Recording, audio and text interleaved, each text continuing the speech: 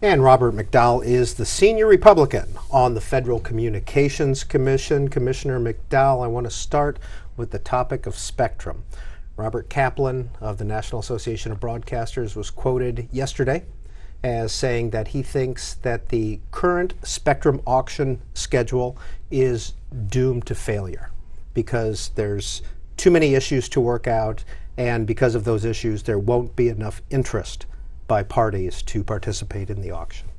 First of all, thank you for having me back. It's great to be here. And what you're talking about is the incentive auction. So Congress passed a law last year giving TV broadcasters a financial incentive to relinquish some or all of their spectrum in exchange for money, obviously, that would then be used for wireless broadband purposes. So we are busy, we at the FCC are busy trying to solicit public comment and now analyze it for purposes of putting together what will be quite literally the most complex spectrum auction in world history. I know that sounds like hyperbole, but actually is the truth. And it has three components, which I'll get to in a minute. I have expressed caution. I'm not doom and gloom as you just presented it, but caution in terms of when that will happen and how it will happen. I'm not sure it will yield quite as much spectrum as was first advertised. Some of the first chatter was it would yield 120 megahertz, which is a lot. That's a lot of spectrum. Then that was pared back to 80 megahertz because people had forgotten about border interference issues with TV stations in Canada and Mexico. Then some estimates were ratcheted back to 60 megahertz. I always like to ask where. Does that mean New York City? That's the equivalent of about 6 TV stations, 6 to 10 actually, going off the air. And there's the potential for channel sharing and all that. But so that would take a lot of broadcasters in these major markets. But it is complex. So Rick Kaplan's absolutely right in that we need to be careful. There are a lot of moving parts here, and there does not seem to be a lot of agreement among the commenting parties, the people who have given us their thoughts and ideas regarding the notice of proposed rulemaking that we launched last year. So the three segments are the reverse auction, how cheaply will a broadcaster give up their spectrum for? The forward auction, how expensively will a wireless broadband provider pay for that spectrum, and that money would go to the Treasury and also help fund a nationwide public safety wireless network. And then there's the repacking aspect. So for broadcasters who stay on the air, where would they be located on the dial? And where would the wireless broadband companies be located on the dial? And what kind of interference concerns would there be? All of these are very technical. We need lots of engineers. We have fabulous engineers at the FCC. We need more of them, by the way. For anyone interested in an engineering job, please send in your applications. But these are very complex. They should be driven by the data. And it could very well be that it takes longer than expected for the spectrum auction to actually happen. Well, Commissioner, in this whole process, I would imagine that one of the threshold issues is how do you entice broadcasters to participate? Because if they don't give up the airwaves, there are no airwaves to sell on the far end to the mobile carriers, to the people who sell us our BlackBerries and our smartphones. So in these steps, what can be done to allay the broadcasters' concerns? Right, I think keeping the auction simple helps, and that would help all parties. I'm the only person left in the commission who's a veteran of the two largest spectrum auctions in U.S. history, one in 2006 and one in 2008. And I learned a lot with those auctions, and one is try to keep it as simple as you can. One question I have, and I haven't drawn any conclusions, but is whether or not this idea of combining that reverse auction I talked about with a forward auction in a simultaneous way, which is what the notice of proposed rulemaking suggested, is that overly complex? Are you giving potential bidders and or broadcasters enough data to make their decisions? There's game theory on both sides of that, and a lot of intelligent thought going into both sides of that, but I do think we need to think long and hard about, do you keep that in a sort of an opaque black box, have a simultaneous reverse and forward auction when the bidders aren't quite sure what it is that's available to be bid on? And then in the meantime, there's supposed to be this software, which was also put out for comment and in public inspection, that would help with this repacking program after each bidding round. So I've already probably lost both of you all in terms of how complex this is. But keeping it simple is step one. And step two, there'll have to be a financial incentive for broadcasters to yield that spectrum, especially where we need it most are in the larger, more crowded cities. And that's where there are the more eyeballs looking at TV and the more opportunity to make money if you're a broadcaster. So that's going to be harder to entice them to yield. Some will, indeed, but maybe not as many as we would have liked. So do we need to end up with a uniform price nationwide so that airwaves in a small town in the Midwest go for the same value as airwaves in New York, or do we end up with different values in different markets? You know, historically, different values in different markets has been the way to go. So you wouldn't get very far, I don't think. Maybe broadcasters in Wyoming would love that if they were getting Manhattan prices, so. Yeah. but I'm not sure that the folks in Manhattan would go for that because they might be thinking their price is being undercut by this almost cross-subsidization with the folks in Wyoming. So, historically, the best way that we've been able to accomplish these spectrum auctions in the past has been geographic market by geographic market. So, Commissioner, how many megahertz are we talking about at this point without involving government-run spectrum? So we'll get to the government-run spectrum. We'll drill down on your question there in a minute. I want to know more about what you're thinking there. But so each TV station runs traditionally on 6 megahertz. It's possible for them to channel share 3 megahertz apiece. So if you add up those 6 or those 3s, it takes a lot to free up enough spectrum to get to that 60 that folks want in Manhattan or Chicago or LA. So can you find, let's say, 10, 15 broadcasters or maybe more in the New York market to give up their spectrum or to share with others, depending on how you want to use your math to get there. So what did you mean by the government-run spectrum? Well, will government-run spectrum be part of this auction process? So there was, some stories, was it late last year, I guess, Todd, about whether or not there'd be some nationwide government-run free wireless broadband network. Maybe it was earlier this year, actually. That story was printed. And there was just no basis to that. I think folks were confusing and conflating the idea of unlicensed spectrum. I've been a proponent of unlicensed uses of what we call the TV white spaces. These are the unused TV channels in certain markets, and they're sort of scraps of spectrum, if you will, carpet remnants in a way. And it's more ideal for low-powered devices. I'm a little skeptical of a nationwide block of, let's say, 30 megahertz. That's a big chunk of spectrum across the country to be reserved for licensed use. The characteristics of that scream license, exclusive use license, because you need large transmitters. When you're talking about big chunks of spectrum in large geographic markets, you're talking about powerful transmissions that can go a long distance. And that means a lot of electricity behind it and big towers. That requires a lot of capital. People are only going to invest that kind of capital if it's an exclusive use license. I'm a little skeptical of the nationwide big block of spectrum. So let's try to have unlicensed use. I think it can be very disruptive in a positive and constructive way to our economy and yield all sorts of innovation we can't even imagine right now, but it's probably going to be narrower slices in smaller geographic areas. And we'll go back to Todd Shields of Bloomberg News for more questions. Thanks. On the unlicensed, it's an interesting concept. You mentioned needing big, powerful transmitters to cover big blocks of spectrum across big areas. But of course, there's an alternative vision, which is rather than growing a mighty oak tree, have a lot of smaller shrubbery, if you will. I'll work on the analogy more later. That would make that work, where we would have a lot of small Wi-Fi hotspots that would be capable of carrying people's internet traffic. And these days, internet traffic is the same, at least, as voice over the phone traffic. And I think that's some of what was behind the report you mentioned earlier about nationwide free service. Now, whether anybody could build a network that thick and extensive and actually make it ubiquitously useful, I imagine, is another question. But it gets there is a debate going on that you'll get to weigh in on, which is when you design the auctions, how much of the airwaves should be devoted to these free unlicensed uses versus should it be carpet remnants or should it be a little bit bigger a chunk? And to the extent that you devote those airways to unlicensed uses, you're not selling it off to AT&T, Verizon, T-Mobile, whoever else might be the competitors. So where are you on that issue, and where should the commission be? A little bit of unlicensed use or a lot, and see what might happen with it? I think we should try to auction as much as we can. I think Congress's intent was if broadcasters giving up 6 megahertz, if we're reclaiming that 6 megahertz, we should then auction that 6 megahertz. You would still have plenty of room left over for unlicensed, however. It's not a zero-sum game. You can have both here. So your analogy of the shrubs is actually a good one. Okay. And we've also, I think, right. And we just voted out an item having that done in the 5 gigahertz range. That would be shorter range, just because of the propagation characteristics, the nature of that frequency. But also in the 600 area, we could have that as 600 megahertz area as well as 700 megahertz, which is where the TV stations operate. Not to get too technical here, but but back to a fundamental point too about unlicensed. Unlicensed services are secondary services. They have to yield the right of way, so to speak, to licensees.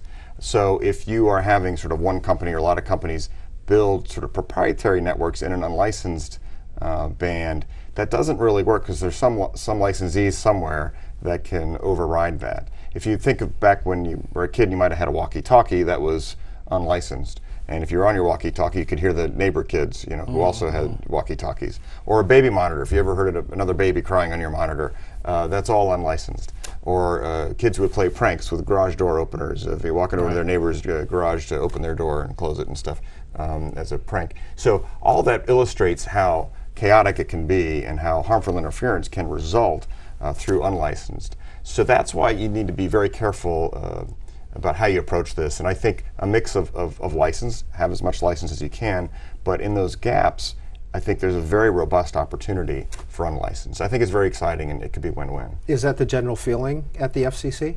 I think there's mixed feeling probably at the FCC. I'm not going to speak for my other commissioners, although I'd love to, but they probably don't want me to. But I think there's going to be a difference of opinion on this one. Last question on spectrum. One more on spectrum. There's a subsidiary question. When the incentive auction happens, it'll be one of our biggest opportunities in many years to transform the use of those airwaves from television to the mobile devices for which there's great demand. In that opportunity, should the FCC try to ensure that smaller companies have an opportunity to buy a sufficient amount of airwaves to make sure there's a competitive landscape?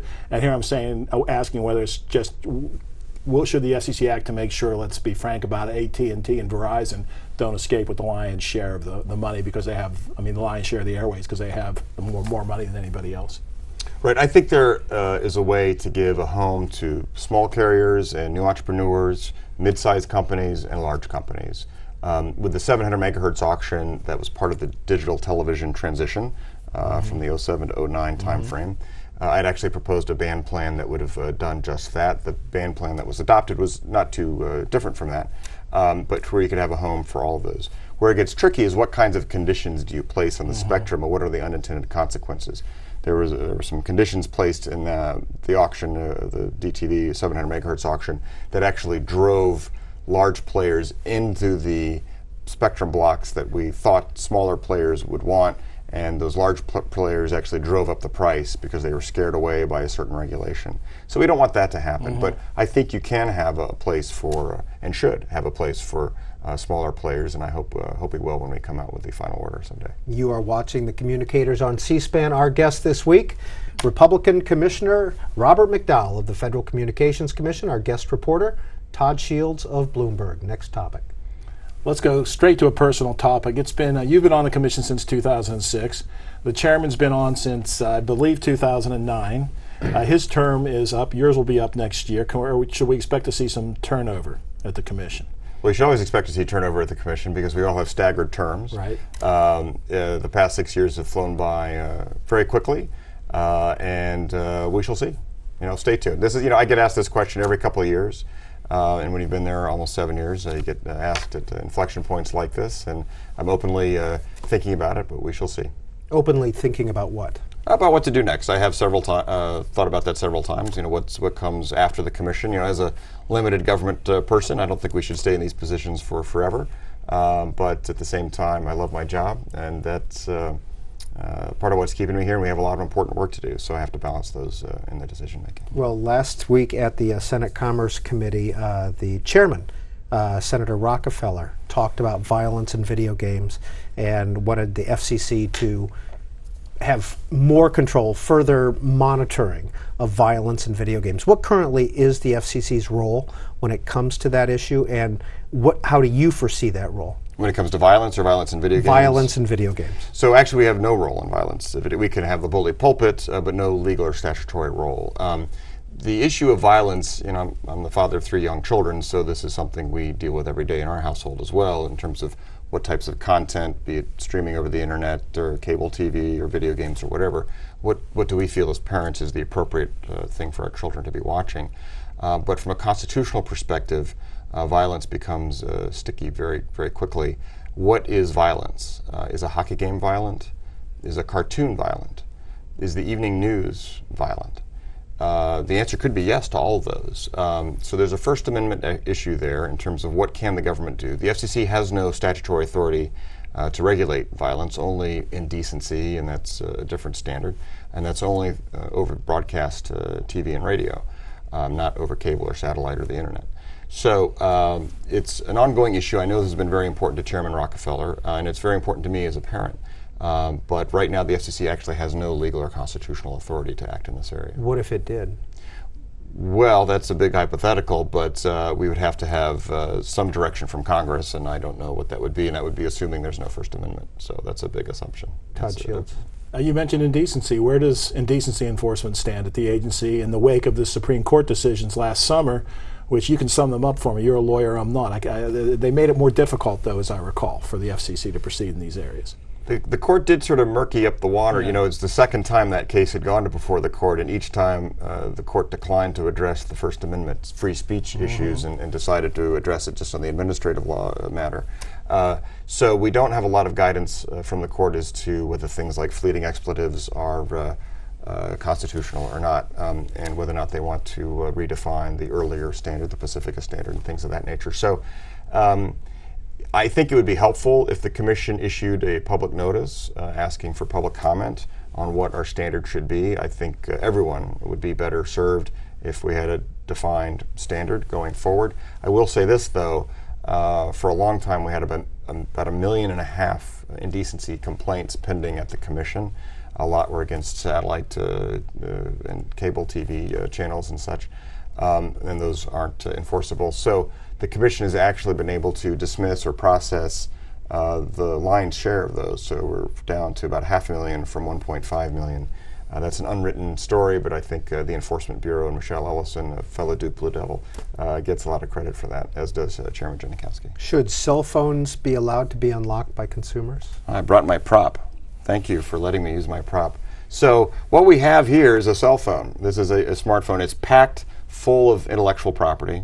I think we need to get beyond sort of the initial headlines of this story, which is sort of quirky with the Copyright Office saying that it's now illegal for consumers to try to unlock their phones. So what you have in here is you have copyright protected material, patents, you have trademark registrations, and probably hundreds if not thousands right into that device right there. So I want to make sure that whatever happens in this area, that we continue to have robust intellectual property protection, property rights protection, and that we don't undermine the freedom to contract. So if consumers are informed and are well educated as to what their rights are versus what the rights of either the device maker or the carrier might be, then I think we'll have a better marketplace. So going forward, I think we all have a role. So that would be Congress, the Federal Trade Commission, the Federal Communications Commission, and others in terms of making sure we know exactly what we're talking about here. But we don't want to undermine intellectual property rights, but we want to allow consumers to have the freedom to contract with those carriers and be able to transfer their devices around once they own the device. They'll own the device, but they won't necessarily own the copyright or all the intellectual property. They'll have a license to it. And in fact, when the White House put out a statement on this a couple weeks ago, they made it clear that they support unlocking of devices when you're not under contract. They're not saying go out and get your carrier contract and then unlock the device the next day and walk from your contract. Exactly. That's a very important point. Okay. Yeah, and I think that's missed a lot in the debate. Oh, you can unlock any time. Well, no, if you have a contract, that's really a subsidy for your phone, and the idea is to permit unlocking once the contract is finished, if I understand it correctly. You're absolutely right. Yeah. I'm sure Bloomberg reported that all completely, but we did indeed. A lot of outlets didn't, and so we had these images of consumers being hauled off in handcuffs, because they tried to open up their phone or bring it to a car. And let's dispel that right now. That's not happening. It's not going to happen. And you're absolutely right. It's once you own something or own the license to something, then you ought to be able to take it around to your carrier of choice.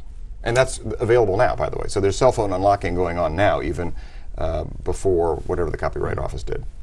Todd Shields. tell us about what's going on with the ITU and internet freedom. I know this is a topic you've spent some time on. Yeah, thank you. So the International Telecommunication Union is an arm of the UN. It has a long history going back into the 19th century.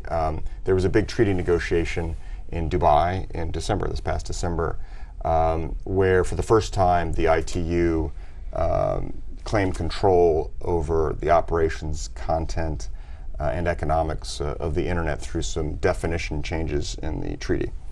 And it was a divided vote. About 40% of the countries that showed up for the vote did not sign on to this treaty. So about 55 countries did not sign on, about 89 did sign on to the treaty, and about 49 countries didn't show up to the treaty negotiation. Now, the countries have until January 1st of 2015 to sign on to this treaty. In the meantime, there's a much bigger, really a sort of constitutional convention that will go on in Korea in November of 2014. And between now and then is a very crucial time for the internet and U.S. foreign policy because there are steps and many meetings, international meetings across the globe that are going to happen between now and November 2014 that will shape that treaty outcome. It's a constitutional convention literally for the ITU. They will elect a new Secretary General. But by rewriting the Constitution, the countries that have been pushing for literally international regulation of the internet will be able to take all of their ideas a step further. And they've been very patient incrementalists, very persistent over the years. And they will not quit until their goals are realized. It sounds like black helicopter conspiracy theory stuff, but unfortunately it's not, as was evidenced in Dubai last December. So I'm not optimistic. I'm in touch with our State Department and our Department of Commerce, both of who have a role here. And the good news here in the U.S. is that we're all unified. Congress seems to be unified. We had a rare moment last year when there were House and Senate resolutions passed unanimously by both chambers, really underscoring our country's view of internet freedom and why that view is important to the developing world, for the future of the developing world. And that's what's really the most heartbreaking here. There are a lot of developing world nations that are signing on to this treaty that will actually undermine their economic future and their political future. And it might be some of these regimes are more authoritarian and don't want the freedom of information and other political freedom that might follow behind an unfettered internet. And that is what's motivating a lot of them. Right. They want the ability to block traffic, if I understand it correctly, and perhaps a charge also. Isn't that part of their agenda? Yeah, there's a lot going on. So yes, so local state-owned phone companies want to be able to charge websites for consumers accessing those websites. They also want some international political cover for having one-stop shopping or choke points, one point of failure, one point of choking for content, maybe under the guise of things like spam or network congestion or things like that. There will always be some other reason given that seems innocuous, but in reality, I think the motives are much darker. So what, if this passes and if this happens, what's the result for the end user at home? Excellent question. So, again, throughout the developing world, I think it stunts the growth of the internet. And actually, throughout the world, it signs onto this. So if you end up with a bifurcated internet, a partitioned internet that with an iron curtain across it, so to speak, first of all, that becomes an engineering nightmare because the internet is a global network of networks without borders, various technologies to transmit all that data. But it creates uncertainty, to answer your question directly. For consumers, it's going to create uncertainty and raise costs. So a lot of things that are free on the internet now may no longer be free because costs are being raised. And it could stunt the growth of it. What's hard to measure are innovations that never make it to market due to some sort of governmental action. You can't measure what never existed. And so that uncertainty alone, I think, will drive up costs and create some chaos and create a lot of engineering headaches. So hopefully, our country and some others will stand strong. But what we really need to do is convince the developing world that this really is not good for the human condition overall and for the development of their countries. Commissioner McDowell, last week, Senator Bill Nelson of Florida called for more information, for the FCC to require more information under the Disclose Act, and for more political backing information to be displayed on ads. What do you think about that? So the Disclose Act regarding the disclosure of political donors or donors to groups that then air political ads of one form or another didn't pass, and so it is not the law of the land. So there's been an argument both from members of the House and the Senate that something called Section 317 of the Communications Act of 1934, by the way, somehow gives us the authority to do this. Section 317 speaks to sponsorship idea, basically who pays for the ad to the broadcaster or who pays for the product being mentioned on the air.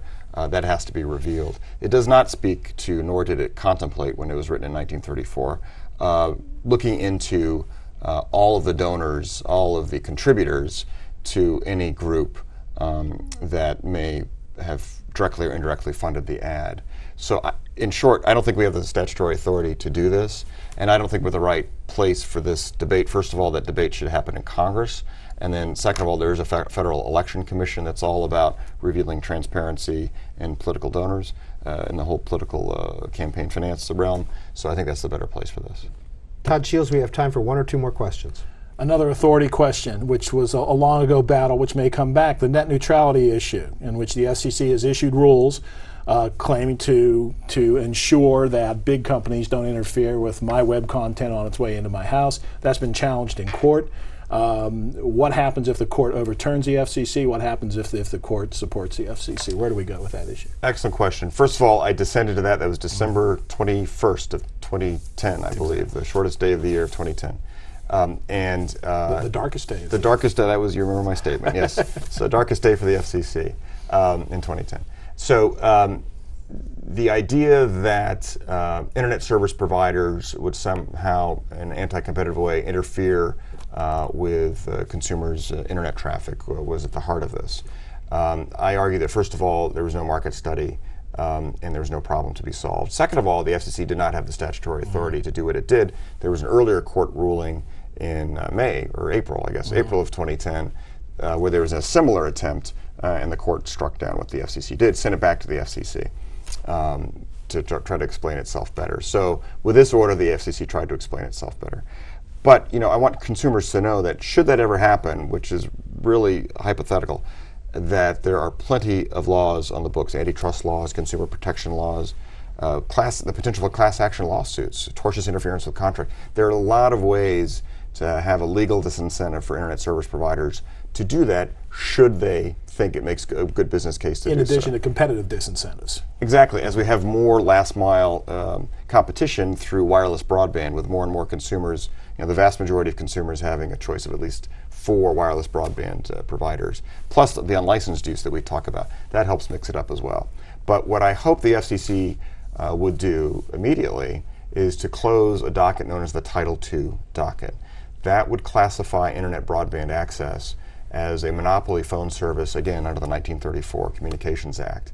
Well, the internet operates completely differently from that. It would be a bad idea, and it would fuel this effort at the ITU for there to be global regulation of the internet. And ironically, some of the companies that push for net neutrality early on, like a Google, they have thousands of miles of fiber and servers and routers, and they offer voice, video, and data services. I also just described AT&T and Comcast and Verizon.